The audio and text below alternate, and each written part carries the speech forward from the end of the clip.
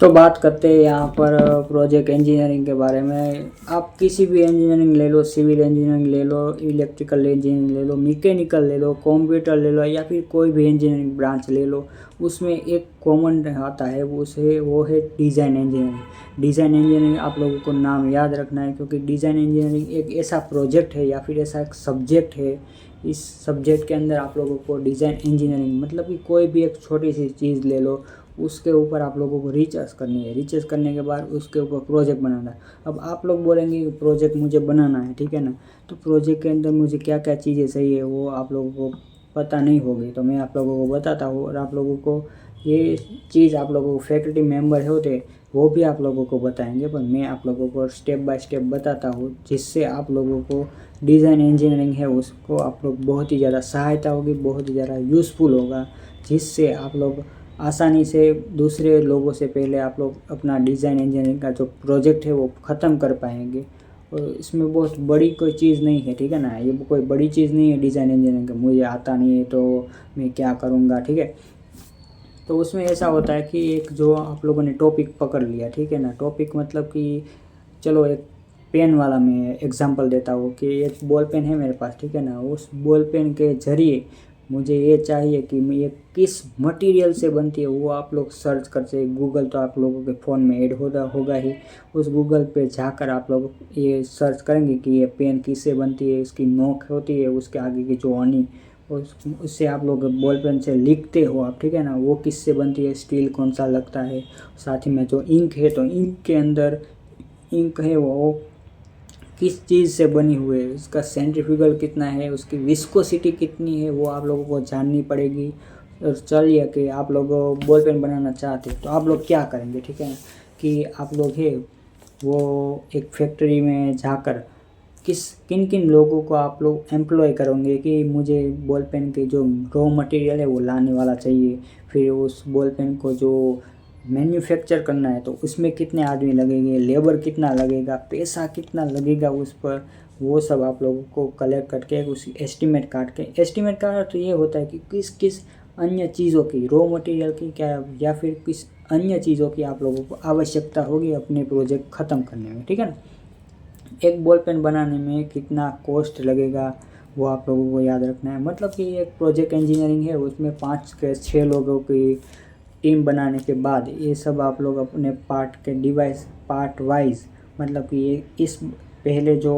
5 लोगों की टीम बनाई, तो पहला बंदा क्या करेगा, दूसरा बंदा क्या करेगा, तीसरा क्या करेगा, चौथा क्या करेगा, और ये जो पार्ट है वो आप लोगों को डिवाइड कर देने हैं, जिससे आप लोगों को आसानी होगी ये प्रोजेक्ट ख़त्म करने में, ठीक है।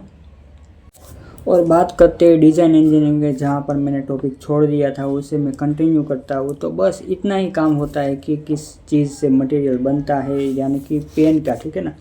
पेन का किस मटेरियल से बनता है, उसे कितनी समय लगती है, कितना टेम्परेचर में उसे गर्म करना पड़ता है, और बाद में गर्म करने के बाद कितना ठंडा करना पड़ता है, कौन सा मटेरियल उसमें लगने वाला है, कितने एम्प्लॉय हो गए, उसकी संख्या क्या होगी, या फिर उसका जो लेबर मटेरियल का जो कॉस्टिंग होता है ना वो वाला।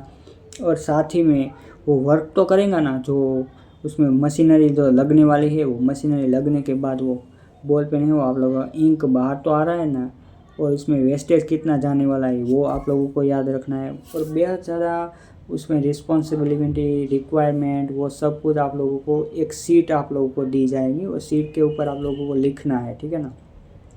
मतलब कि आपकी 5 को ग्रुप है, तो पाँचों के ग्रुप में डिवाइड करने के बाद उसमें अलग अलग काम देने के बाद वो पाँचों लोगों को अलग अलग काम देने का होता है। मतलब कि एक बंदा है रिक्वायरमेंट लाएगा, दूसरा बंदा है मटेरियल कितना लगने वाला है वो लाएगा, तीसरा है वो उसमें मशीनरी कितनी लगने वाली है, चौथा है वो लेबर कितना इसमें लगने वाला है, और इसमें जो थोड़ी रिसर्च भी आप लोगों को करनी होगी वो पांचवा बंदा कर लेगा। उसका जो आप लोगों को सीट बनानी पड़ती है वो सीट भी आप लोग बना सकते हैं, और सीट बनाने के बाद आप लोग उसे सबमिशन करेंगे, और आप लोगों को फैकल्टी मेम्बर है वो आप लोगों को बताएगा कि कहाँ कहाँ पर भूल है और कहाँ कहाँ पर आप लोग मिस्टेक कर रहे हैं, तो आप लोगों को सुधारनी पड़ेगी। और बाद में सारा काम करने के बाद ये डिज़ाइन इंजीनियरिंग का प्रोजेक्ट कंप्लीट होगा, और आप लोग सबमिट करने के बाद आप लोगों की जो इंजीनियरिंग ब्रांच है उसमें ये कंप्लीट हो जाएगा, आप लोगों को बैक लगेगी नहीं,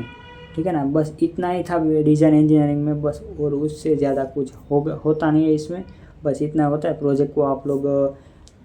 और नेक्स्ट स्केल पे लेना चाहते हैं तो इसमें ऐसा होता है कि इस प्रोजेक्ट का जो मॉडल है वो मॉडल बनाने को बोलते हैं कि ये जो इसका छोटा सा मॉडल बना के लाओ। वो किसी भी पुट्ठे का हो सकता है या फिर थर्मोकोल का भी आप प्रोजेक्ट बना सकते हैं, छोटा सा मॉडल बना सकते हैं, ठीक है ना।